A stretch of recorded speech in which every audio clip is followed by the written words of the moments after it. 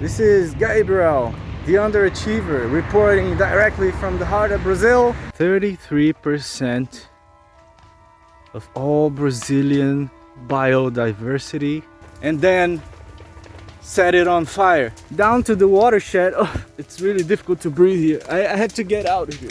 Geologists nowadays are saying that we are living in the Anthropocene. If you're not a smoker, you're gonna start fucking smoking.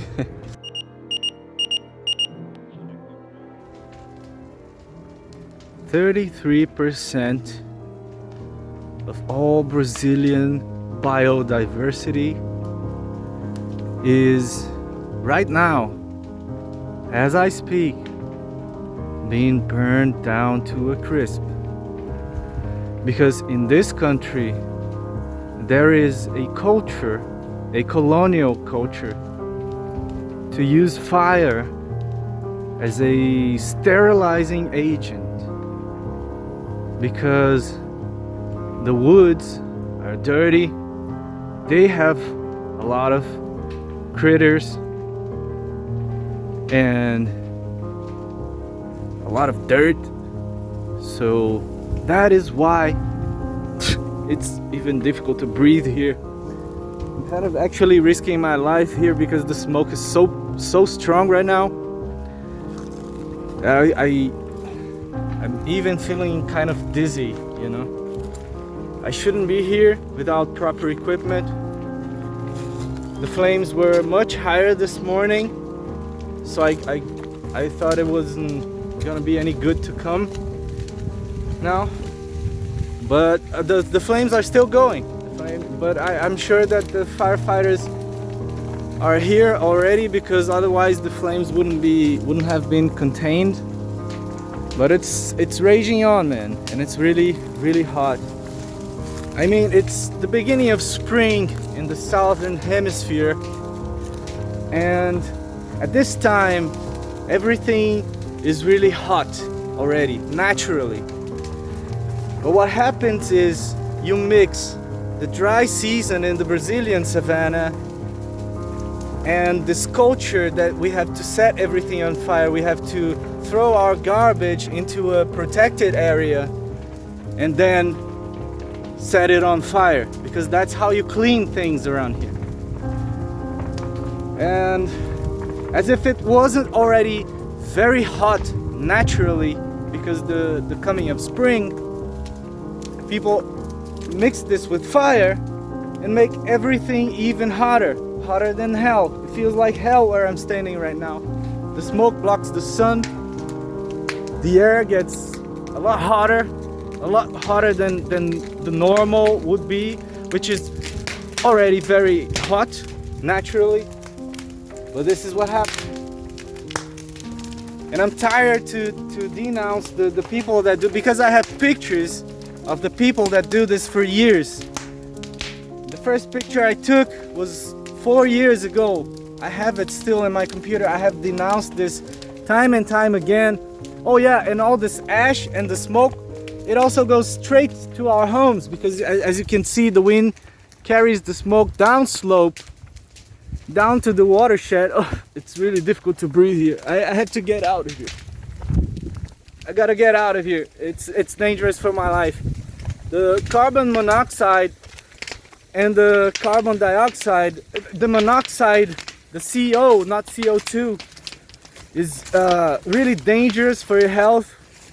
The firefighters always say that one thing that kills a lot during fires is the smoke.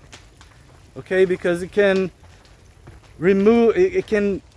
attach itself to the hemoglobin molecule in your blood and kind of stop your lungs from functioning right, or okay, by oxygenating your blood.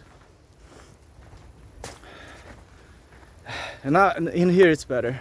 So all this smoke goes down the slope, down the watershed, especially at night when it gets colder, so it remains in a very low altitude and goes straight to our homes.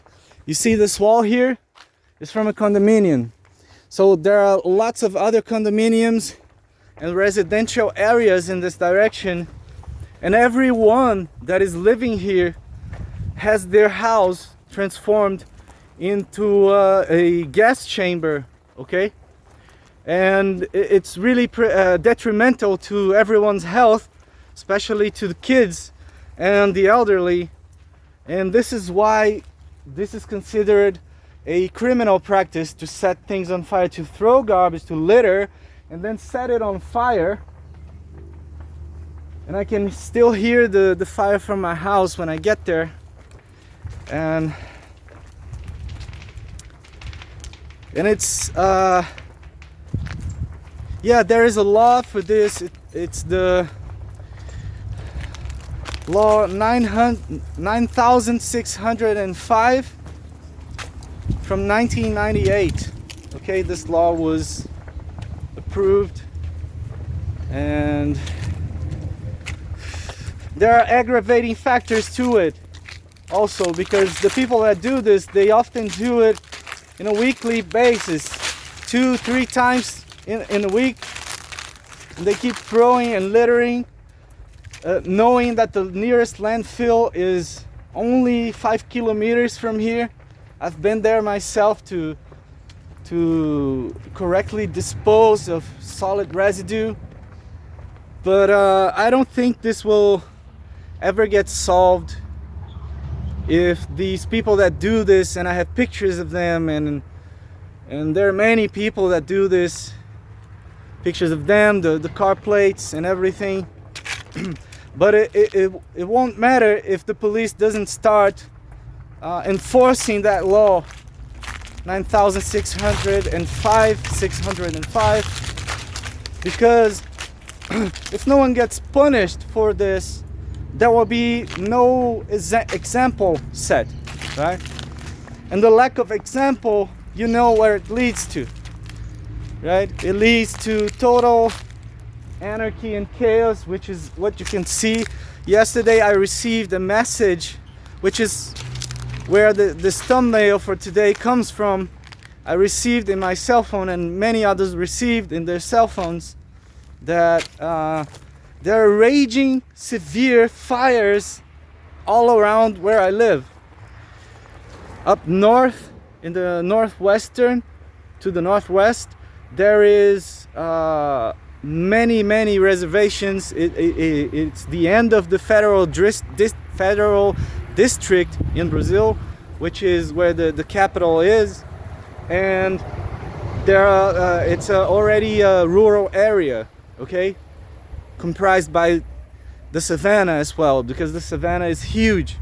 It goes from the state of Tocantins to Mato Grosso state. So yeah, and this is, all these fires, they are raging at the same time. Think of the LA fires, but imagine that the LA fires are being spread all over the Midwest portion of the United States, if that would be possible. Just imagine that there is a continuous strip of forest, but imagine that it would be such a big strip like that, because if I showed you in the map, you wouldn't believe it. You wouldn't believe it. Those are just pieces that I put in there to call your attention. And yeah, being exposed to the smoke as close as I was very harsh. It doesn't feel good. Your head gets dizzy. I'm struggling to to say something that is coherent right now. And also when I'm at home just doing my daily chores and everything else, I still feel it, because it's the whole day, the whole afternoon, the whole morning, the whole afternoon, the whole night. And the whole night, I mean the whole night, from 6 p.m. to 6 a.m. The smoke only goes away when it's hot again, like 9 a.m. to 10 a.m. It starts to fade away, the smoke, because it starts to get hot again, and then the smoke is lifted up into the atmosphere. So not only these people are destroying life, they are destroying also human lives. Because sometimes it's not enough for people to understand that the the biomes and the ecosystems are being completely destroyed. In fact, the Brazilian savannah disappears at a faster rate than the Amazon rainforest, but no one cares. And whenever I do a video like this, people say, "Oh no, you're exaggerating." And look, people, I'm not exaggerating. I live here. It feels like hell. There are ashes falling all over. Your washed clothes get full of ash. Your house is completely littered with ashes. Not to mention the smoke, which is permanent damage, okay? Carbon monoxide poisoning is permanent damage. There's no way to cure yourself from poisoning by carbon monoxide, okay? And I really wish this video can reach people all over the world, because people in here seems they don't care as much as they should. Okay, oh, poor nature, but that's what happens. Why don't nature just try not to be so dry? I mean, it's the kind of logic that drives this country. It's not enough for some people to realize that biodiversity is being lost every day and every year, and also human lives. So since it's not enough, let's focus on the human lives, because that's all we care about, right? Us, the bigger, the smarter, the apex predator, the supreme intelligence of the universe, human beings, right? Our health is in jeopardy as well. As I said, if you look it up, carbon monoxide poisoning is permanent damage. There is no cure. There is no going back. Every time you get a little bit of that poison, it will stay in your body forever. The damage it did in that, it will stay in your veins. It will stay in your heart. It will stay in your brain, in your lungs forever. Okay, so I really wish this situation could be solved by calling the police and asking them to arrest these people, but they are very sneaky people. They come in different times during the day, sometimes only litter and then accumulate. When there's no space enough anymore, they just set it on fire to make space. And they are very slick. They have different times. It's kind of random. And come on, some people say, oh, but they're just workers. They're working in gardening, and yeah, but they are committing a crime right under a sign that specifically says no littering, no construction debris, forbidden. Do not set this shit on fire.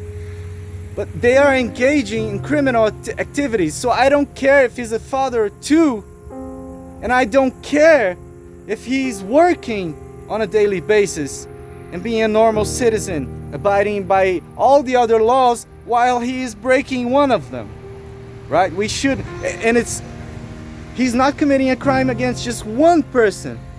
He's being his actions are detrimental to all of the people that live here, not to mention also biodiversity, okay?